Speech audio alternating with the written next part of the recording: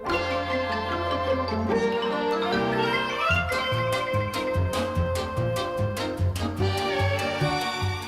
everybody, it's Chris Eads, known online as Wootini, here with another Gay Gamer video podcast.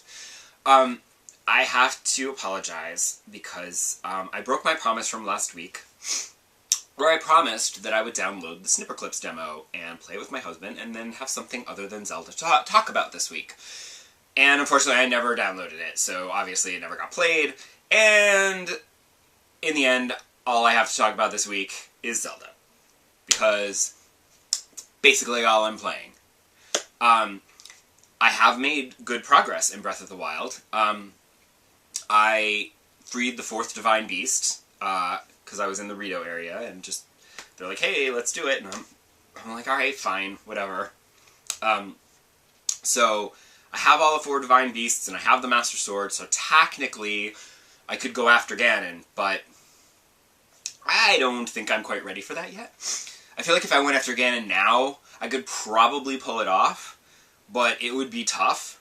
So I want to continue exploring, I want to find more shrines, I want to get more hearts, I want to find more fairy fountains. I know there's more out there because I know I have not upgraded my armor as much as I could. And I have the Master Sword, but I know there's a Hylian shield out there. Haven't found that yet. But I also know that there's, like, climbing gear that I have not seen a single piece of yet, so that, you know, there's all kinds of stuff out there yet that I haven't found. There's giant chunks of the map that I've not really explored at all. So I kind of want to do that. A, to power up, so that when I go to fight Ganon, it'll be a little easier. I mean, I don't want it to be too easy, but I don't want to, like, keep failing, because then that's, like, super annoying, and that's not fun at all. So winning super easy would be not great, but more fun, because at least then you know you beat him, so it's fun. But I also don't want to beat Ganon now, because then the game is over. And I don't know if you have beaten Breath of the Wild. Let me know what happens, because after you beat Ganon and the credits roll, can you then continue to explore Hyrule and look at things that you know, with Ganon dead, and go do stuff? Or is that, like, does it bounce you back to a previous save before you decided to go after Ganon, so that you can then go off and explore other things? But Ganon is still there to beat again if you wanted to. Because I'd much rather beat Ganon, have credits roll, and then say, now you may freely explore wherever you want, and enjoy yourself. I mean, there's enemies still, because then there'd be no challenge, but, you know, I'd like to be able to do that. Because I know there's DLC coming. I don't really know what's in it. I don't know if they've said. I haven't really looked at it, because when I went and bought the game, they were like, oh, do you want the Season Pass? And I'm like, no, the game is fine. It's a big open-world Zelda game. There's going to be more game there than I can possibly play. What do I care about DLC? Now I kind of am interested in the DLC, so depending on how much it adds, because I find a lot of times the game add-on DLC, you don't really get a lot for your money. It's kind of expensive, and you don't really get much. So it's not always a good value. But I'm intrigued at the prospect of more Zelda, although I also feel like it should take place after you've beaten Ganon, because I feel like game add-on DLC should always take place after the main game is over, because that's when it comes out, and people have pretty much beaten the game, so it's going to take place after. But it never does. It always seems to take place, like, during the game, so you have to, like, load an earlier save so that you can then go and do the DLC. So, like, we'll see what happens. But I don't want to be over, because I'm loving it too much. And, like, I know, my friend, like I said last week, I had done the Gerudo Divine Beast, and my friend told me, oh, that would have been so much easier if you had done the Rito one first, because you get an ability after that. The Rito ability would have made that a lot easier. And in retrospect now that I've done the Rito Beast and I have that ability, I'm like, yes, that ability would have come in handy. But it was still totally doable by itself. And I have to say that's where I'm really, really impressed with the design, the game design of Breath of the Wild, because you really can do things in any order. Because in the beginning, the cooking is very, very important because you need to be able to give yourself attack boosts and defense boosts and extra hearts. Now that I have tons of hearts, I mean, I was super excited this past week because I actually finally got a heart container that took me to the 2nd level, and I always get very excited when you get that 2nd level of heart containers, because it's like, yeah. But, like, now that I have so many hearts, it's less important for me to do that, and I also have stronger armor and better weapons, so things are a little easier. Like, I think I mentioned this a couple weeks ago, I came across a stone talus, and I was like, bah, and my first instinct was to run away, and I said, no, give it a try.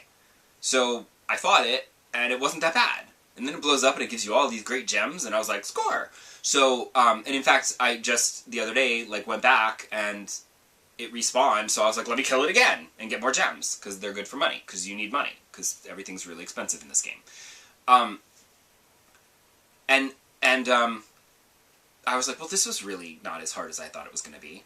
And I also was very proud of myself because just yesterday, I was exploring this area that looked intriguing, and it turned out to be this special area where there was a hidden shrine.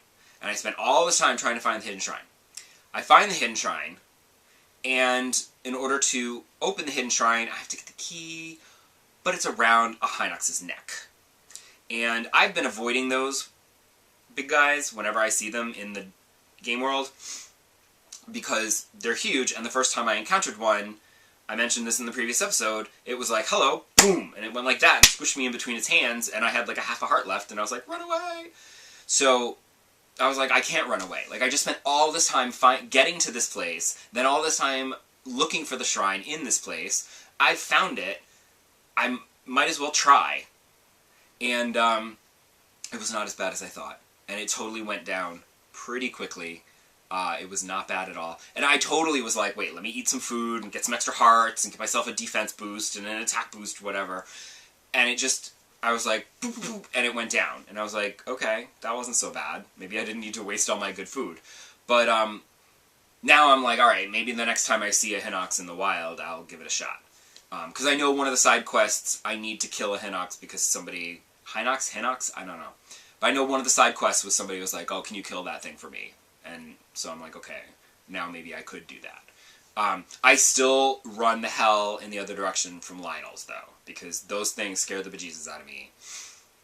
And I know that first one that I encountered, I had to stealth my way around because I tried and it killed me in like one hit. And after a few times getting killed in one hit, stealth's the way to go. But like in looking for that secret shrine that I ended up finding, I was just exploring some random areas, and I came across 2 of those, and I just made a wide berth because I'm not dealing with them. They're still a little scary to me. But I appreciate that I am now at a point where I have enough hearts and I have good weapons and my armor is stronger. That the stuff that, you know, it is sort of a way to level up, you know. Although I still do avoid combat a lot of the times because it's just not worth it. Unless it's like required to get like that key. Because this afternoon I was doing my laundry and I'm playing and I'm like, there's a shrine up at the top of that hill, and on the way there was one of those little giant skull buildings with little monsters around it, and I said, alright, fine, let's take them out. And I fought my way through, and I was like, and there were a lot more than I thought that I saw. They suddenly came out of the woodwork. I don't know where they came from, but suddenly I'm swarmed, and I was like, And I eventually did beat them all, and I unlocked the treasure chest in the building. And I go to open the treasure chest, it's just like a freaking lance that's like 13 attack power, and I'm just like, are you kidding me? I destroyed a good weapon that's like 3 times as powerful as that, and I destroyed it while fighting these monsters. So it's not always worth getting into the fights, because you're gonna ruin a weapon that's better than what you're gonna end up getting as a reward. But I don't want to finish Zelda also, because I know that once I finish Zelda, my Switch is basically just gonna collect dust. Just dust. I knew when I bought it that I was basically buying a very expensive Zelda game for a while. But I knew that there would eventually be other games that I would play. But I knew in the beginning it would just be a Zelda game system. But, and I mean, I know that I want to play Horizon, and I want to play Mass Effect Andromeda, despite what people are saying, because I still think I'll enjoy it. But I think that, like, it'll just be sad, because I'll play that on my PS4, but then my Switch is just going to sit there collecting dust, because there's nothing to play. And it's, like, because I wanted to play Skyrim, but that's not coming out until fall 2017, which, could be November, could be October. It could also be December. It could be Christmas. And there's really nothing else coming out for, like, a time that, I don't... I mean, the next thing that's coming out that's big is Mario Kart, which I'll probably end up buying just to have something, because that's what happened with the Wii U. Because all my friends are like, oh, we can race online! And I'm like, I don't really care about racers, I'm not very good at them, so...